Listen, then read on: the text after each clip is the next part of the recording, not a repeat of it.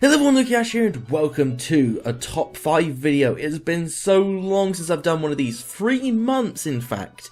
3 months. I am sorry, but life, it takes over sometimes and there's very little I can do about it.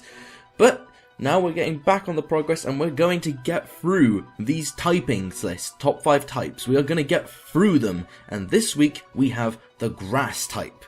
Now grass types, for lack of a better term, are balanced. Out of all grass types, they sort of have the most average stats around. Take for example the 3 starters. You have Charizard, who is a special attacker and speedy. You then have Blastoise, which is defensive. And then you have Venusaur, which is somewhere in the middle between the two. It isn't great at being an attacker, it isn't great at being defensive, but they still have their ups and downs. They have a few things they can hit against, like ground, rock and water, but the main problem is that a lot of Pokemon resist the grass typing. Bug, dragon, fire, flying, grass, poison, steel. There's tons of things that grass have disadvantage against, but they do have their ups and downs. For one, they are immune to sleep powders, leeches being grass type, so it makes them very effective for that, and they also do have some weather adaptability, which is also quite nice. As well as that, I really do like the design of most grass types. They just seem so elegant, for lack of a better term. They either look powerful or elegant, one of those two, and grass type is definitely one of the most elegant types out there, I think. Well, except to ice. I think ice is absolutely beautiful. But anyway, without further ado and without another 3-month waiting period, let's move on into my top 5 favourite grass type Pokemon. Number 5. Kicking off the list at number 5 this week, we have Sceptile. Now, Sceptile for me is one of my old classic favourite Generation 3 mons. For one, the design is awesome. I love reptilian designed Pokemon. The reptiles are awesome, in fact. You know, I got a bearded dragon, and once I got him, I sort of fell back in love with all the reptile-looking Pokemon. And of course, I am a Gen 3 as well, as I've said over occasions, with the old-fashioned Ruby being my favourite game, Emerald being a close second, and Oras being the sort of revitalising fire inside me. Now, Sceptile isn't my favourite Hoenn starter, no, that has to definitely go to Swampert, but still, Sceptile, you're second, then Blaziken. I don't really care much for Blaziken, but it's still a cool mon, I respect it. Now, Sceptile for me was just one of the coolest looking mons at the time. I mean, it had one of the coolest sounding moves as well, Leaf Blade. And Leaf Blade is an amazingly cool sounding move, but back in Generation 3, Sceptile could barely utilise it. Because there really wasn't a really good special move for him to utilise with his high special attack. I think his attack stat is just about average, I can't remember off the top of my head, but I just remember it being more of a special attacker, and it didn't really have much to utilise then either. I mean, the best move you could teach it back then would be Solar Beam, which means if you've got Ruby and you've got a Groudon, then you're set. But really, you don't really get to utilise it too much. But anyway, let's talk about Sceptile's design for one thing. I mean, the shiny, as you can see there, is pretty damn awesome. I love the colour blue, and of course, during Oras, it got given a Mega Evolution to turn it into a Grass Dragon. So we got a reptilian grass monster into an actual Grass Dragon, and that is incredible. I mean, when I saw the design at first and I saw it launching its tail, I was a little bit skeptical, but it really grew on me, and I absolutely love what they did here.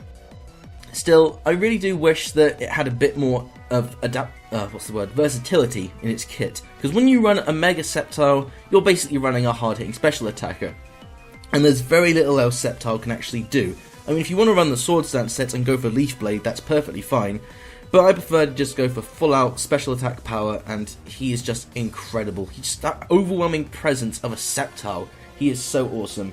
The only reason why he's at number 5 is because number 4 just barely took him over. Sceptile was incredibly close to being number 4 this week, but I had to give it to another mon. So, at number 5 this week, we have Sceptile.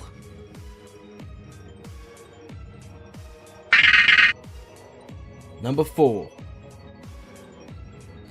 At number 4, we have the powerful tanky Chesnut. Now, when I was talking about defensive grass types, this is an absolute wall of a monster. This thing is awesome. I love Chesnut. I've already gushed about him in my fighting type and my starters list, and he is my favourite Generation 6 starter Pokemon. I mean, Quilladin is sort of an odd step in the evolution line, Chespin is absolutely adorable, and this thing is just monstrous. I love the design of Chesnut.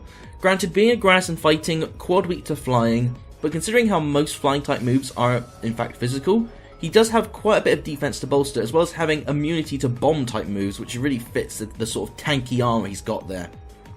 So let's just talk about him design-wise first, then we'll get into stats and all sorts of things like that. For one, that shell is incredible. He's a giant walking walnut, basically. And I absolutely love the lore video as well. If you saw the decks recently with Chesnut, that was just incredible. The Green Knight, the Guardian of the Forest, he is just incredible. Now, as for his typing and his abilities and his power, he's pretty much just a hard-hitting defensive wall. You can put special investments into him, but most of the time I do see people going full physical defense and running that spiky shield, which, by the way, is an awesome looking move. I love the way how his hands morph into a shield. Like, that's just perfectly designed for Chesnut in mind. It's absolutely a gorgeous move. Now, I do like running the belly drum set as well, which is basically where you do sub belly drum and then do drain punch all the time. I can't remember what berry it is, but it's a berry that you use when your HP is low enough. And essentially you just wreck shop with him. Now, even though that set is not too viable, mainly just because he can get bopped once you've done that, it's still quite fun to use, and I absolutely love Chesnut. I mean, he was so close to being number 5 and 4. They were too closely. The amount I love both these two is just so identical. It's incredibly difficult to pick one over the other. One over the other. I don't know what happened there. But I think I just prefer the overall wooliness of Chesnut to just the pure power of Sceptile. But still, I think it's also the versatility with Chesnut. Chesnut has quite a bit of support, he can also be offensive, whilst Sceptile is just purely offensive. So, claiming the number 4 spot this week, we have the powerful tank Chesnut.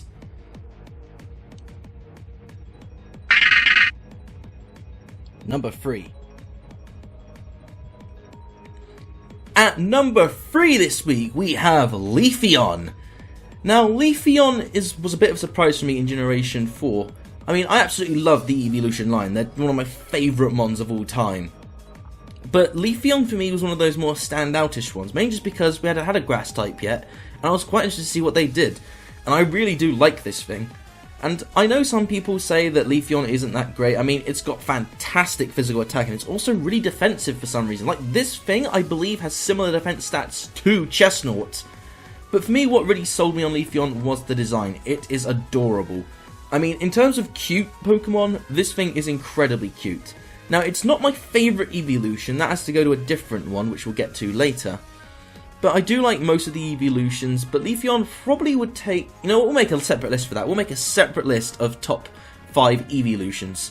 And I can damn well assure you that Leafeon is going to be on that list. Now, Leafeon really doesn't have sort of a niche to it. It doesn't have a sort of build you can run. Leafeon is very, very, very, very, very limited in what it can do. But when it does put in work, it can sweep. No joke, this thing gets chlorophyll, you run sword stance, in the sun, this thing is fast, it's powerful, leaf blade knockoff. It is incredible. Now granted, and it's also, like I said, really surprisingly defensive. I don't know why this thing has such good defense. Absolutely ridiculous. I guess it's sort of like an opposite version to Flareon, which makes sense, because Flareon is a physical attacker, but it has higher special defense. And then the Leafeon's a high physical attacker, but with higher defense. So I guess they sort of counteract each other. Leafeon can take the physical hits, but then Flareon resists what Leafeon can do. I'm not entirely sure what they're going on there. I don't even know what's coming out my mouth right now. But either way, Leafeon is just absolutely adorable, and that's the reason he's number 3. Even though the other 2 Pokemon you may consider to be better than Leafeon, I can understand that, I really can, because at the end of the day, it's your opinion over mine. But for me, Leafeon is just one of those elegant looking Pokemon. And there isn't really anything I can think that's terribly wrong with it. I absolutely love what this thing does. It's beautiful, it's powerful, it can actually put in real amounts of work, and hell, I just love using it for the fun of it. No one expects a Leafeon. I mean, hell, would you expect a Leafeon if I sent this thing out? What would you think it would do? I mean, my Leafeon is Sword Stance, Synthesis, Knockoff, and Leaf Blade, and I usually run it with a Sun team, because that's when it puts in the most work. Carry an Okaberry to resist fire damage, just because it can help it out a little bit. Obviously, with the Synthesis and Chloroform, you can heal up a lot of health. And I have seen someone use a special Leafeon. Doesn't really work that well. So, tip for fact, always go physical Leafeon. Now, I said Generation 4 probably had quite a few of my favourite Pokemon in it, just because they introduced so many new ones and they revitalised so many. And Leafeon is a really good example of that. So, claiming 3rd place this week, we have Leafeon.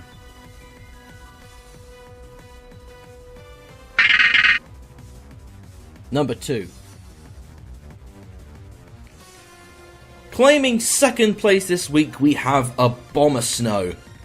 Now I know what you're thinking, an ice grass type. That is the worst combination ever because it has so many weaknesses and so many things resist the combination of the two. But you know what? Abomasnow is awesome. I love ice types and grass types are elegant. So what happens when you combine the bulky power of an ice type with a grass type? You get Abomasnow. Now as well as that, just look at this shiny for a second. I want you to admire this shiny because it's incredible. Just a simple colour change can really make a Pokemon really stand out, and blue on white is just awesome. I mean, hell, Abomasnow probably might make it into my top 10 favourites. But even so, it's just an incredible looking one. It's so intimidating. Look at that face, the eyes, and just like its overwhelming bigness. It's bloody huge. Like I said, Generation 4 introduced quite a few of my favourite Pokemon, and Snover is actually quite adorable. And of course, when it evolves into Abomasnow, you're just like, what the heck? When did this tank arrive? And Abomasnow is actually really good in terms of offense. It does have some decent bulk to it, but you can do special and physical. It's a mixed attacker. You can run mixed. I would prefer to run physical just because I can use things like Ice Shard for a really powerful damage, Earthquake, Seed Bomb. But you don't have to do that. You can run, because this thing gets, what's it called? Or the ice thing that sets up Hail. I can't remember what it's called. But you can also run special attacks and go with Blizzard, Energy Ball, Giga Drain for health. You've got tons of options with Abomasnow, and because of that, it takes the offensive of the Ice type and mixes it with the bulkiness of the Grass type, and I think it works so well. And it did get a Mega Evolution, and oh my god, I fell in love with this Mega. This Mega is by far one of my favourites of all time. He would be in the top 5 definitely, but it's going to be a top 10 for those. And Abomasnow is just so intimidating. Its size, its power, it's just incredible. I mean, look at this Mega Evolution. The way it expands and ice sticks out of its back. It's incredible. Snow Warning is what it's called. Snow Warning. Now, Hail is often regarded as one of the worst weather types, but even so, I just love ice types so much, and this is what puts Abomasnow so high. He may not be as good as, say, Chesnut is, or Sceptile in terms of offense. He may not be as good as either of those two in the defensive and offensive department, but even so, it's just his overwhelming strength that gets me. I just love the design. I love the typing. It's unique as well. I love unique typings, and when they're one of my favourite types, yes, I'm going to love it. I absolutely just adore Abomasnow. There was even a time when Abomasnow was going to be my mascot at one point, because it was such a cool, intimidating, powerful looking one that I had to consider it, and Burnett took that trophy, but even so, Abomasnow is just an incredibly awesome mon, and I absolutely love him. So, claiming second place this week, we have Abomasnow.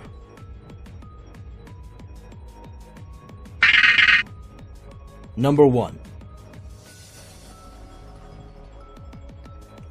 And claiming the number 1 spot is the beautiful and elegant Roserade. Now, Roserade is in my top 5 favourite Pokemon of all time, and easily I can tell you, third place. There are 2 mons that take it over, but Roserade is beautiful. In all terms of the word, this is the symbol of a grass-type Pokemon. It's got power, it's got speed, it's just an amazing, amazing Pokemon. I love this thing to death.